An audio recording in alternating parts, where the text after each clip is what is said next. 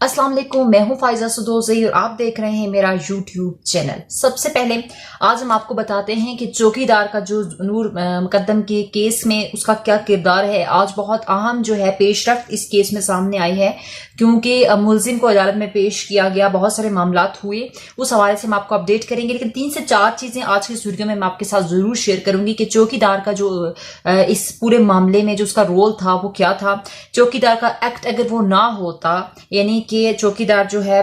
उस time period पे police को आगाह कर लेता जब नूर का कत्ल हो रहा था, या फिर उस टाइम पीरियड पे वो किसी ऐसे सोर्स को बुला लेता जो उसको रोक सकता, नूर मुकद्दम का कत्ल रोक सकता, तो ये इस तरह का वाकया सामने ना आता, तो नूर का कत्ल ना होता। लेकिन 40 घंटे की जो वीडियो सामने आई है, यानी पूरे इतने आर्ज के जितने आर्ज में ये पूरा कत्ल का मामला हुआ, नूर पर तशद्दुद होता रहा, उसको घसीटा जाता रहा, उसको कैबिन से फिर से घसीटा जाता रहा, नूर छलांग लगाती है, वो सारे जो मामला थे 40 घंटे की वीडियो में पुलिस ने देखा है। और पुलिस ने ये कहा है कि अगर 40 घंटे की इस वीडियो को देखने के बाद पुलिस और जो मुस्तनद ज़राए हैं उनका ये कहना है कि अगर नूर मुकद्दम के वालिदैन, चौकीदार और खान समा का किरदार जो है वो पॉजिटिव होता, यानी कि ऐसा होता, इंसानियत सोच, मतलब कि इंसानियत के अंदर रहते हुए होता, तो जो नूर मुकद्दम का कत्ल है वो होने से रोका जा सकता था। लेकिन उनका जो किरदार है, उनका जो इस पूरे मामले में जो उनका रोल रहा है वो बहुत ही घटिया रहा है, और उससे मालूम होता है इन लोगों के पास इंसानियत जरा भी नहीं थी। अगर इंसानियत होती तो ये पुलिस को आगाह करते, इस मामले को रोका जा सकता था, नूर का कत्ल रुक सकता था। एक तो ये बात बहुत जरूरी है। दूसरी, जाहिर जाफिर और असमत आदम जो हैं उनकी जमानतें जो हैं वो मुस्तरद हो चुकी हैं और जमानतें खारिज कर दी गई हैं अदालत की तरफ से, उनकी जमानतें नहीं हुई हैं। ये बहुत एक पॉजिटिव साइड है इस केस की। और फिर आज की हम इस वीडियो में आपसे ये भी बताएंगे कि एडिशनल जो सेशन जज हैं वो 8 बजे कमरा अदालत में दाखिल होते हैं, उसके बाद तलावत होती है, उसके बाद 24 नंबर पे ये केस लगा होता है। तो अदालत ने ये कहा कि दोनों पिटिशंस की जो जमानतें हैं वो खारिज की जाती हैं, और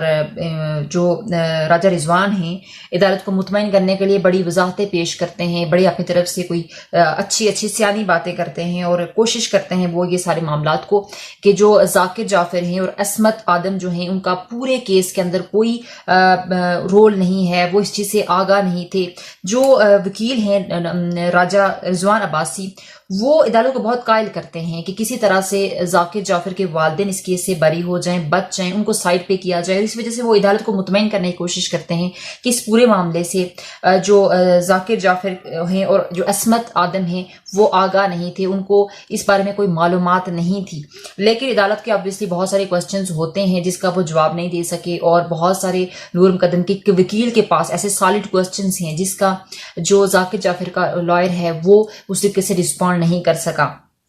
लेकिन मजीद मैं आपको बताती चलूंगी, लेकिन उससे पहले आपसे रिक्वेस्ट है कि आप हमारे चैनल को सब्सक्राइब करें, बेल के आइकन को प्रेस करना मत भूलिएगा, ताकि हम इस केस के हवाले से अपडेट आपको रख सकें और आप हमारी सपोर्ट जरूर कीजिएगा। अच्छा, वालिदैन क्या करते हैं कि जब वो अदालत में पूछा जाता है कि ये जो कॉल होती है कत्ल के दौरान जाकिर जाफिर की अपने वालिद को, ये क्यों होती है और उस टाइम पे कॉल में आखिर क्या बात होती है,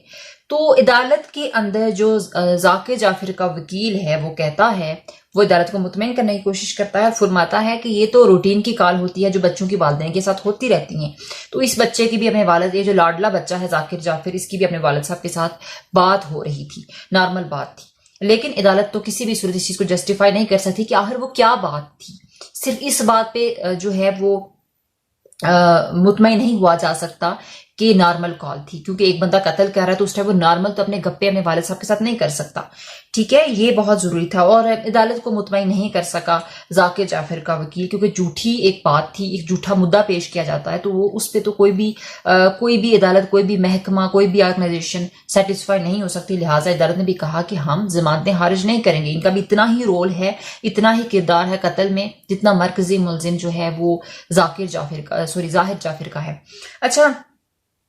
असमत आदम से बात होती है, मगर असमत आदम जो है वो जाकिर जाफिर के साथ जब असमत आदम की बात होती है जाहिर जाफिर की, और जाहिर जाफिर जो है वो अपनी वालदा से बात करते हैं और उनको बताते हैं सारे मामले को। और उस टाइम पे जो असमत आदम हैं वो क्या करते हैं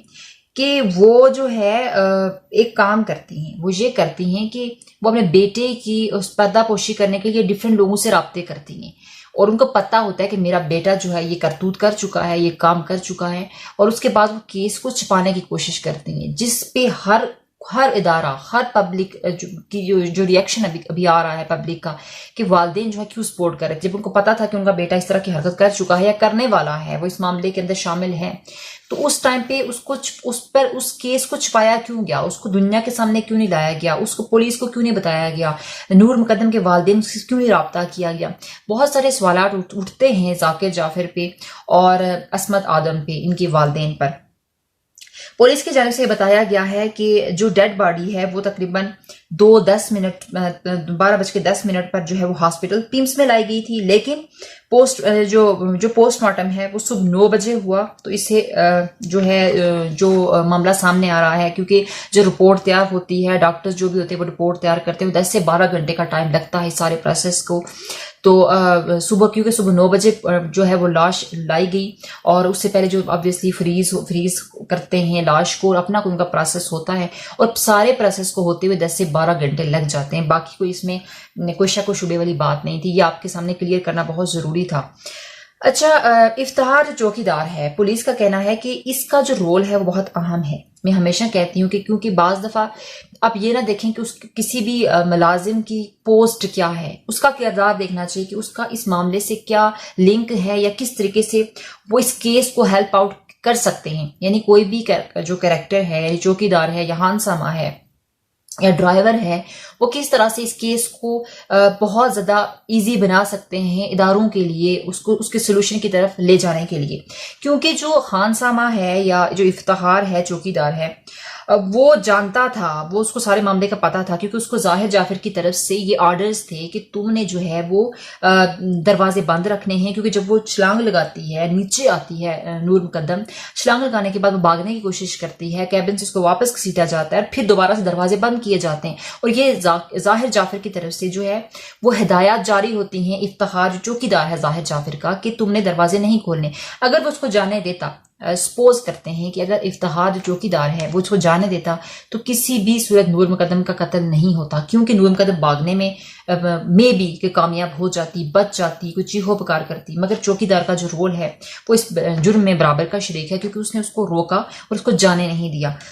والدین جو ہے وہ چوکیدار، ہانسامہ، اگر یہ لوگ بر وقت جو ہے وہ اطلاع کرتے پولیس کو، تو معاملہ تھم سکتا تھا۔ ہمیشہ میں ایک بات کہتی ہوں کہ بہت رول ہوتا ہے کسی بھی کیس کے اندر ان لوگوں کا، تو نور مقدم اور ظاہر جعفر کے کیس میں بھی ان لوگوں کا بہت امپارٹنٹ رول ہے۔ والدین کبھی بری نہیں ہو سکتے، کبھی بھی ان کو نہیں چھوڑا جا سکتا، صرف اس بات پہ کہ وہ اس ٹائم موجود نہیں تھے، مگر وہ اس کو آڈیو پہ اور انڈائریکٹلی وہ پورے انوالو تھے اس کیس کے اندر، اس قتل کے اندر۔ تو جب آپ انوالو ہوں گے تو آبویسلی کوئی بھی ادارہ آپ کو نہیں چھوڑے گا، آپ کے خلاف جو ہے قانون بات کرے گا، قانون آپ کو ہتھکڑی لگائے گا، تو لہٰذا دوبارہ سے ان کو ہڈیلا بھیج دیا گیا ہے جوڈیشل ریمانڈ پر۔ اور پولیس کو کس نے اطلاع نہیں دی، شور شرابہ ہوا بہت زیادہ۔ اچھا، جب موقع پر پہنچتے ہیں یہ لوگ، یعنی کہ جب تھراپی ورکس والے پہنچتے ہیں، اس کے بعد بھی پولیس کو کوئی اطلاع نہیں کرتا، پولیس کو اطلاع نہیں ہوتی، بلکہ شور شرابہ ہوتا ہے، چیخو پکار ہوتی ہے۔ تو جو ایک نیبر ہے، جو F7 کے اس گھر کے باہر قریب جو ہے نیبرز ہوتے ہیں، obviously ہر گھر کے سامنے اور قریب کے گھر ہوتے ہیں، اس میں سے ایک نیبر نے کال کی پولیس کو کہ اس طرح سے بہت شور شرابہ ہے ہمارے گھر کے ساتھ، کوئی حادثہ ہوا ہے، کوئی واقعہ ہوا ہے، تو آپ آ جائیں۔ تب پولیس آتی ہے، اور پولیس کو اطلاع نہیں کیا جاتا، اور کوئی بھی فیملی ممبر یا کوئی بھی شخص جو اس کیس سے جڑا ہوا تھا وہ اس پولیس کو انفارم نہیں کرتا۔ یہ بہت بڑا سوالیہ نشان ہے جس پہ ان لوگوں کو برابر کا مجرم ٹھہرایا گیا ہے۔ آپ کی اس بارے میں کیا رائے ہے؟ آج کی جو بھی سیشن کے اندر جو بھی کاروائی ہوئی، جو بھی سیشن چلا، وہ ہم نے آپ کو بتایا کہ کیا کیا سوالات پوچھے گئے، پوسٹ مارٹم کا کیا معاملہ تھا، ڈیلے کیوں ہوا، اور یہ ساری چیزیں آپ کو مزید اپڈیٹ جاننی ہے تو ہمارے ساتھ جڑے رہیے گا۔ اس کیس پہ جتنا ہو سکے پریشر ڈیولپ کر کے رکھیے گا، ویڈیو کو ضرور شیئر کریں، اپنا اور اپنے پیاروں کا خیال رکھیں۔ اللہ حافظ۔